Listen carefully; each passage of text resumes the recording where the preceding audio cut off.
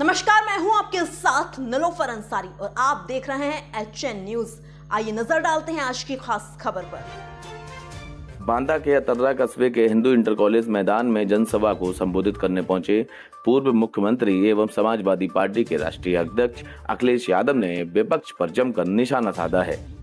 अखिलेश यादव ने कहा कि बुंदेलखंड के लोगों ने मन बना लिया है, एक भी सीट बीजेपी नहीं जीत पाएगी। बुंदेलखंड की जनता के साथ बीजेपी के लोगों ने लूट की है, जनता इसका जवाब जरूर देगी। उन्होंने कहा कि मैंने केजरीवाल जी के साथ प्रेस कॉन्फ्रेंस भी की है। यह चुनाव देश के भविष्य का चुनाव है। इस बार संविधान मंथन होने जा रहा है। एक तरफ संविधान के रक्षक हैं तो दूसरी ओर भक्षक हैं, पर जनता संविधान बचाने वालों के साथ खड़ी दिखाई दे रही है। 4 चरण बीजेपी चित्त हो गई है। अब तो आंसुओं की नदी भी बहने लगी है। इस बार जनता हिसाब किताब करने जा रही है। इस तरह उन्होंने विपक्ष के साथ जमकर निशाना साधा। उन्होंने कहा कि किसानों के साथ धोखा किया गया, नौजवानों को रोजगार नहीं दे पा रहे हैं और परीक्षा अलग रद्द हो रही है। 10 से ज्यादा परीक्षाएं रद्द हो चुकी हैं। पुलिस भर्ती का पेपर भी लीक हो चुका है ताकि नौजवानों को नौकरी न देना पड़े। साथ ही आरक्षण की वजह से भी नौकरी नहीं दे रहे हैं। यूपी के 60 लाख नौजवानों का भविष्य खतरे में डाल दिया है। प्रदेश के 1 करोड़ 80 लाख लोग नाराज हैं। हर लोकसभा में बीजेपी के 2,25,000 वोटर कम हो गए हैं। इस प्रकार उन्होंने अग्निवीर वैक्सीन घोटाला और इन सारी तमाम बातों को लेकर कई विपक्ष पर जमकर निशाने साधे हैं। उन्होंने कहा है कि गठबंधन की सरकार बनने पर आबादी के आधार पर सम्मान देंगे, 30 लाख नौकरियों को करेंगे, किसानों का कर्ज भी माफ करेंगे। भारतीय जनता पार्टी ने बिजली महंगी कर दी है, इसका भी समाधान किया जाएगा। बांदा से HN न्यूज के लिए नंदूराम की रिपोर्ट। ये जो परिवारवाद वाले लोग हैं जो हम पे और आप पे कभी-कभी आरोप लगाते हैं, वो आरोप इसलिए लगाते हैं कि पीडीए परिवार अब बड़ा हो गया है। पीडीए परिवार भारतीय जनता पार्टी को हराने जा रहा है। बताओ, हमारा परिवार बड़ा हो गया कि नहीं हो गया? और हिसाब किताब लगा लेना। हमारे आदिवासी भाई, पिछड़े भाई, दलित भाई सबसे ज्यादा 10 साल में हक और सम्मान अगर किसी ने छीना है तो भारतीय जनता पार्टी की सरकार ने उनके अधिकार इन्हें सब लोग एक होकर के मदद करना।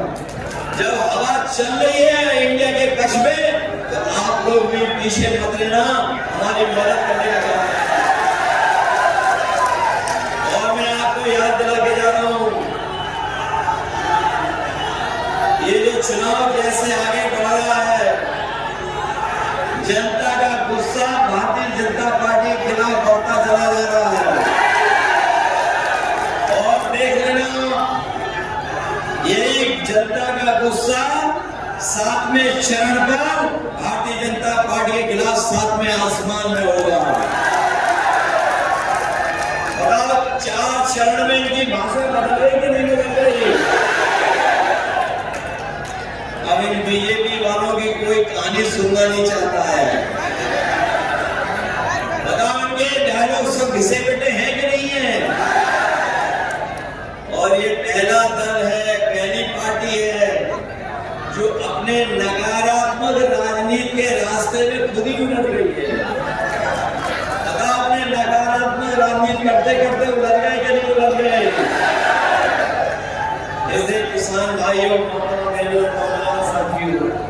अपने भविष्य के लिए और इस प्रदेश और देश को आगे बढ़ाने के लिए इंडिया गठबंधन और समाजवादी पार्टी की मदद कर देना, यही निवेदन, यही अपील कर रहा हूं।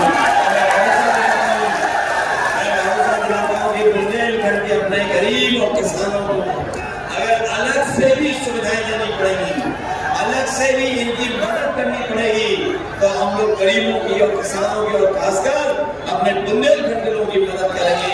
जिससे हमारा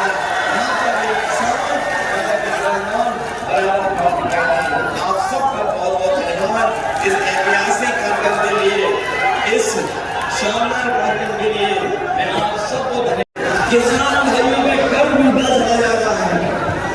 इन्होंने बड़े बड़े उद्योगपतियों का तो कर्ज माफ कर दिया, लेकिन हमारे किसानों का कर्ज माफ नहीं किया।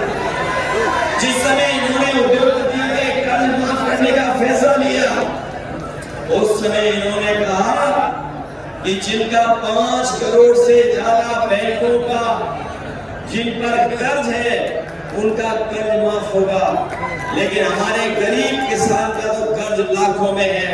इन्होंने करोड़ों करोड़ों रुपए वालों का तो कर्ज माफ कर दिया, लेकिन गरीब किसानों का कर्ज माफ नहीं किया।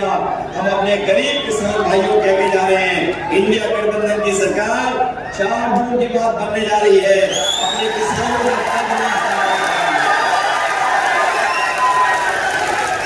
कर्ज माफ होगा।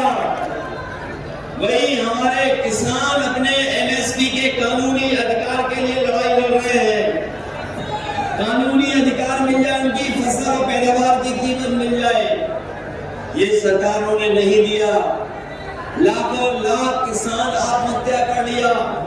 यूपी में सबसे ज्यादा आत्महत्या कहीं करता है किसान, हमारा बुंदेलखंड का। हम अपने किसानों की मदद करेंगे, उनकी पैदावार को कानूनी अधिकार दिला करके एमएसपी देने का काम होगा, जिससे हमारे किसान गरीब किसान होगा। याद होगा समाजवादी सरकार में हम लोग गरीबों को समाजवादी पैकेट से घी और दूध का पाउडर दे रहे थे, तालाब भी खुदवा दिए थे, नदियों में पानी का भी इंतजाम कर रहे थे, नहरों से लेकर के सिंचाई का इंतजाम किया था, सिंचाई मुफ्त कर दी थी, दूध, लेकिन हर जगह मीटर लगा करके ये बिजली का बिल वसूलने को रहे हैं। और ये हमारे मुख्यमंत्री जी जो है लखनऊ वाले, तमंचा और न जाने कौन कौन सी बातें करते हैं, लेकिन आज भी एक भी बिजली का कारखाना नहीं लगाया। इन्होंने बिजली का मीटर लगवा दिया, बिजली महंगी कर दी, और इतनी बिजली महंगी कर दी कि जब बिल आता है तो हमारा गरीब और किसान को करंट लग जाता है, और वसूली के लिए ये लोग पुलिस से एफआईआर करा करके हमारे गरीबों को पैसा देना है। सिंचाई मुफ्त होगी, सिंचाई के लिए पैसा नहीं देना पड़ेगा। और इसके साथ साथ कभी समाजवादियों ने अपनी माताएं बहनें जो गरीब थी उनको समाजवादी पेंशन दिया था, इस बार ये तय किया गया है कि गरीब माताएं बहनों को लखपति बनाने का काम आने वाली सरकार में। इसलिए मदद करिए, सहयोग करिए, और एक एक वोट समाजवादी पार्टी को दिलवाने का काम करना। बताओ हमारी प्रत्याशी जीतेंगे कि नहीं जीतेंगे? अपने बूथ की रक्षा करोगे? ये लोग बहादुर लोग हैं, ये बहादुर लोग हैं। अगर ये बीजेपी और पुलिस के लोग आपको रोके तो वोट डालोगे कि नहीं डालोगे?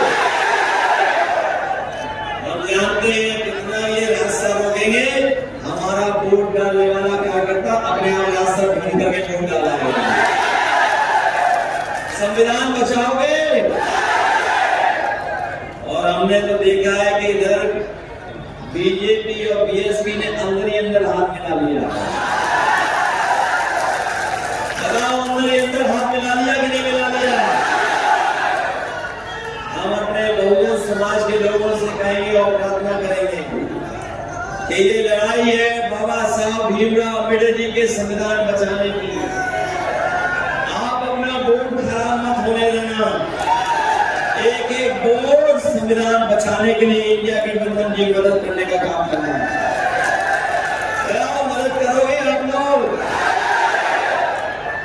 जब इतनी तपती हुई गर्मी में आए हो आप लोग, हमें पूरा भरोसा है कि न केवल आपकी बाला चित्रकूट लोकसभा बल्कि हमीरपुर महोबा में अजेंद्र राजपूत जी भी लड़ रहे हैं, उनकी भी मदद करना। मदद करोगे? और फिर जब खाली होगा पूरे गांव तो जौनपुर में भी समाजवादी पार्टी के प्रत्याशी पार्टी में इस बार अपने